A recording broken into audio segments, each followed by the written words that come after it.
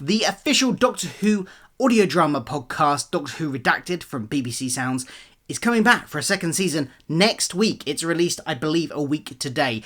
The BBC has just released some new information on their social media channels, so we're going to talk about that. We're going to talk about who's returning, who's not returning, some of the guest stars that are coming this season, and there was a tiny bit about what the story is going to be. We'll talk about all of that in this video, so keep tuned. Hi, I'm Phil. Welcome to my channel where I like to talk about all the geeky things that I enjoy, like Doctor Who. So if you like Doctor Who, do hit that subscribe button for more content like this, where we talk about news about stuff that's happening in the world of Doctor Who, like this podcast. Now, season 2 was announced back in, I think it was around about March. Now, there was a bit of controversy around the announcement because, let's get this out of the way first. We'll get this bit of sort of behind the scenes drama that potentially went on, because the original producer of Doctor Who Redacted, Ella Watts, was not returning, and that was announced that James Goss was taking over in the producer role. Now, Ella was the person that originated the idea for Doctor Who Redacted. From what I understand, she took the idea to the BBC and pitched it to BBC Sounds and got it commissioned. She was sort of the driving force of getting it commissioned, and it was her original idea. She then brought on the writers, including Jodie Whittakers, who was the lead writer, and it went from there, and from what I gather was pretty successful. So it was very odd when it came about that she wasn't returning, and not because she didn't want to return. At the time, she did put out a statement on Twitter. I will put that up on the screen here. I'm not going to read the whole thing out, but it does say that Doctor Who Redacted Season 2 is in the works. Sadly, I won't be working on it. While I was clear I wanted to remain in the project, I was replaced by the BBC without explanation or application process. So clearly she's not particularly happy about the way that she was let go from the project. We don't know what happened behind the scenes. Was it a personality clash with other members of the team involved, maybe? Who knows? I don't want to speculate too much. It could be any number of things why she didn't end up coming back. But it is a shame that she, initiated this project and doesn't get to continue to see it through to its second season. Replacing her is James Goss, who of course has a phenomenal track record in Doctor Who media,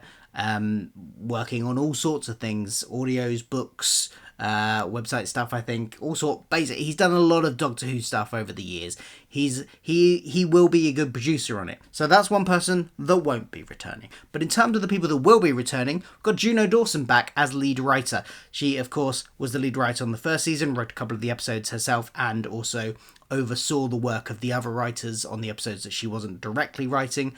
She's back writing it again, which I think is great news. She's a phenomenal writer. I really enjoy her work, so looking forward to more stuff from her. Also back are the 3 leads from last year: Charlie Craggs, Lois Timchimba, and Holly Quinn Ankra. They're all back. They're the leads from last year. The story of last year, if you didn't know, was that basically these 3 people running a kind of mystery podcast looking into where this mysterious blue box has appeared, aka the TARDIS, and they would report on it and come up with wild theories about what had been going on in all these strange events on their podcast, and then eventually they get wrapped into an actual live event. Now, at the end of that, I believe only one of them actually remembered the events of the whole thing, because it was some kind of plotline where people lost their memory, so only one of them remembers that any of it even happened to them. So that's where we left off at the end of the last series. How they're going to get roped back in this series, we will see. We've also got Anjali Mahinda returning again as a guest character. She, of course,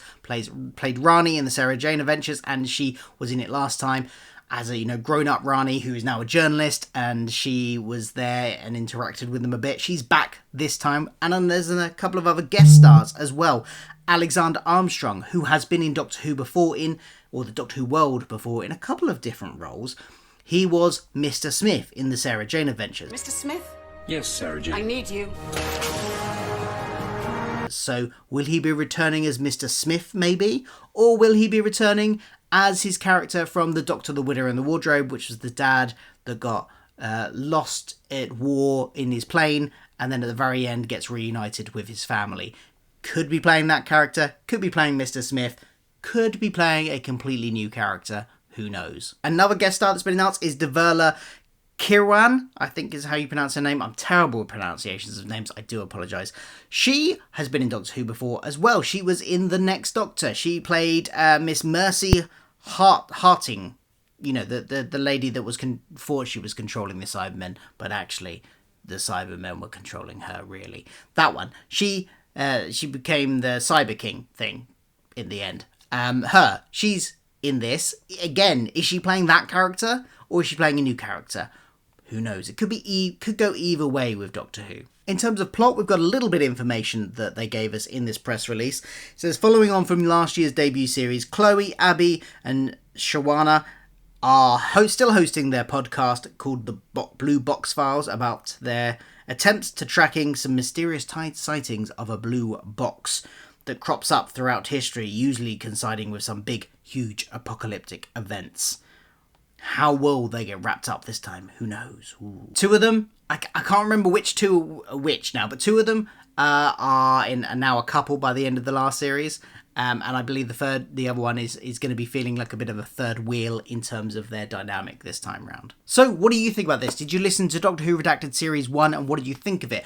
I personally quite liked it. I mean, I wouldn't put it...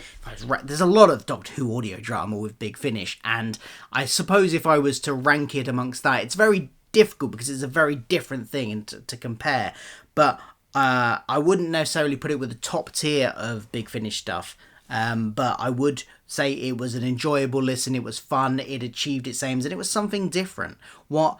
It did something different with the format, mixing in these bits like it was a podcast from the trio that are in it, and then going into more traditional audio drama bits as well. It kind of felt a bit like almost like a found footage kind of thing. It was an interesting experiment, and it will be interesting to see how much of that style carries over from last year. We obviously still have Juno as lead writer, but we don't have the influence of Ella, who may have who knows, came up with the concept in the first place. So maybe it was her idea to do that. I don't know. So how much of that will carry over will be interesting to see. It was an interesting experiment, I think, and it was good. It was enjoyable. And it was good to see them interacting with various people from the Whoniverse. What do you think? Did you watch Season 1? What did you think of that? Did you listen even? Are you going to listen to this series?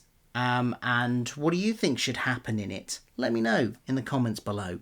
And don't forget to hit that like button, share this video around, subscribe and all that jazz, because I'll be doing more Doctor Who videos soon. Thank you very much. Goodbye.